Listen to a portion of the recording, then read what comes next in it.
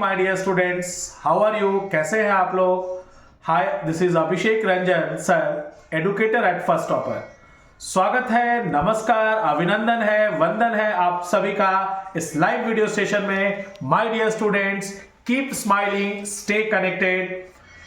Start करते हैं आज का जो हमारा वीडियो है। उस वीडियो में हम लोग class 10th NCERT chapter 1 history the rise of nationalism in Europe के रिवीजन नोट्स, इंपॉर्टेंट पॉइंट्स, की पॉइंट्स, बुलेट पॉइंट्स पढ़ेंगे इस वीडियो में।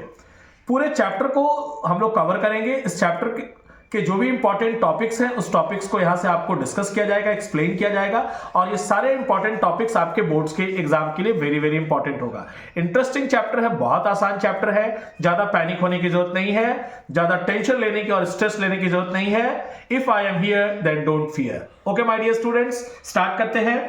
Nationalism, the rise of nationalism in Europe. First of all, what is nationalism? Nationalism is a political and socio-economic philosophy that promotes the interest of a nation as a whole.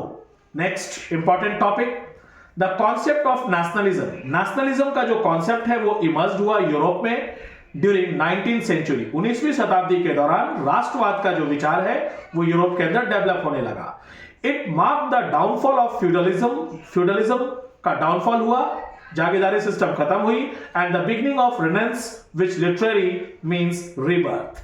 Now the feeling of nationalism was illustrated bye a French artist. आप पढ़ेंगे NCERT book में, एक French artist का नाम आया है, first page पे ही है। फ्रेडरिक सोरियो फ्रांस का कलाकार था, 4 चित्रों का श्रृंखला बनाया था। उसमें एक चित्र आपके एनसीईआरटी बुक में दिया गया है और उस चित्र से कुछ मैसेज भी मिल रहा है। उस चित्र को समझने की जरूरत है। फ्रेडरिक सोरियो ने ये 4 चित्रों की श्रृंखला बनाई थी 1848 में, और वो 4 चित्रों की श्रृंखला में एक चित्र उसमें दिया है और उसमें लिखा है फ्रेडरिक सोरियो का जो ड्रीम था, visualising his dream of a world made of democratic and social Republic. World को सोशल और डेमोक्रेटिक रिपब्लिक के रूप में वो विजुअलाइज कर रहा है, एज ही कॉल्ड देम, जैसा कि उसने उसको कहा।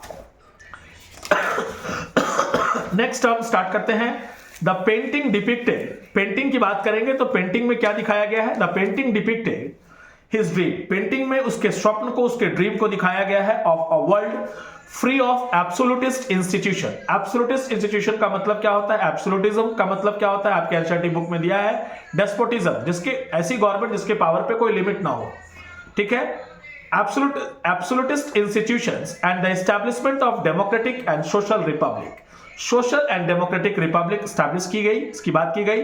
It also illustrated the statue of liberty. Statue of liberty को भी दिखाया गया है इस पिक्चर में, holding a torch of enlightenment. एक हाथ में मसाल जल रहा है और एक हाथ में चार्टर राइट्स ऑफ मैन है। ठीक है, the concept of liberty, equality, fraternity and nationalism dominated the social political scene of Europe in the 19th century.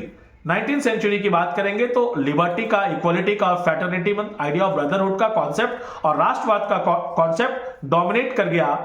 Now the next important topic, French revolution beginning and its salient features. फ्रांसीसी क्रांतिकारियों के द्वारा ऐसे क्या measures, steps लिए गए वो हम लोग डिस्कस करेंगे कलेक्टिव आइडेंटिटी को डेवलप करने में। Okay my dear students, till 1789 की बात करेंगे। फ्रांस के अंदर एब्सोल्यूट मोनार्की था। France was under absolute monarchy, and you know what is the meaning of monarchy? We have different forms of the government in the world. We have monarchy, we have dictatorship, we have military rule, and we have democracy.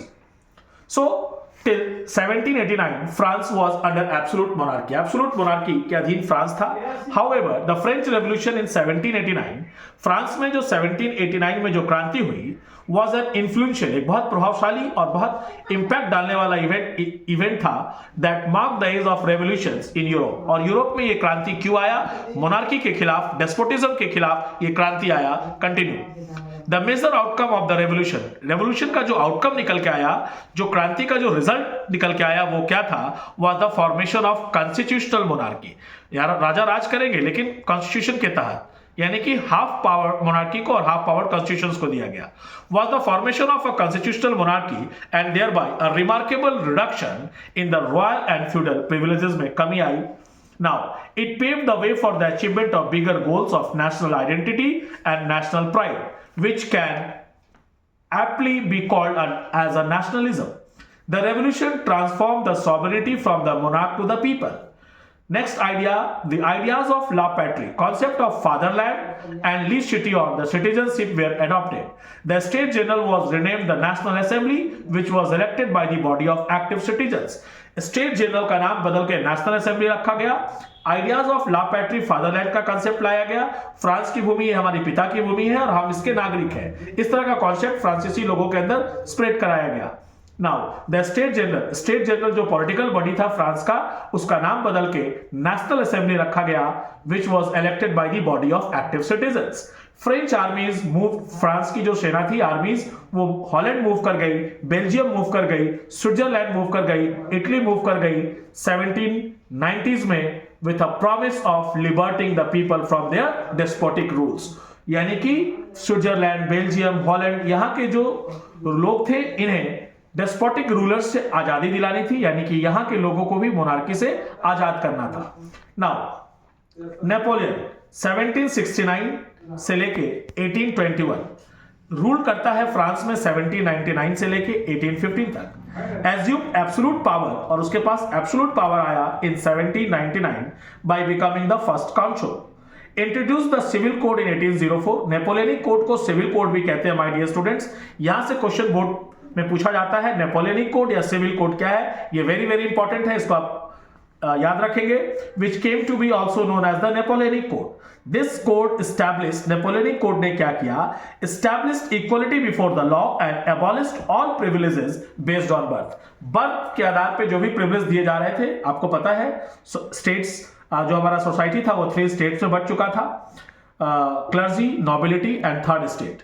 तो पहला जो 2 state था, clergy और nobility, उसे privilege दिए गए थे by birth से. वो प्रिविलेज को खत्म करने की बात कही गई. abolished all kinds of privileges based on birth. It also abolished the feudal system and freed peasants from serfdom. किसानों को मुक्त किया गया सर्फडम से, फ्यूडल सिस्टम से को एबॉलिश किया गया. ये कुछ स्टेप्स थे, ये कुछ मेजर्स थे जो सिविल कोड ऑफ 1804 के तहत लिया गया था. टैक्सेशन और censorship were imposed and military services were made mandatory. So my dear students, आज की इस वीडियो में हम लोग इसी टॉपिक को कवर करेंगे. नेक्स्ट वीडियो में rise of nationalism, the rise of nationalism in Europe के नेक्स्ट टॉपिक को हम लोग कवर करेंगे और ये सारे टॉपिक्स को 1 by 1 वीडियोस में कवर किया जाएगा. Okay my dear students, thanks for contacting and joining our class. God bless you. Thank you my dear. See you in the next video. Bye.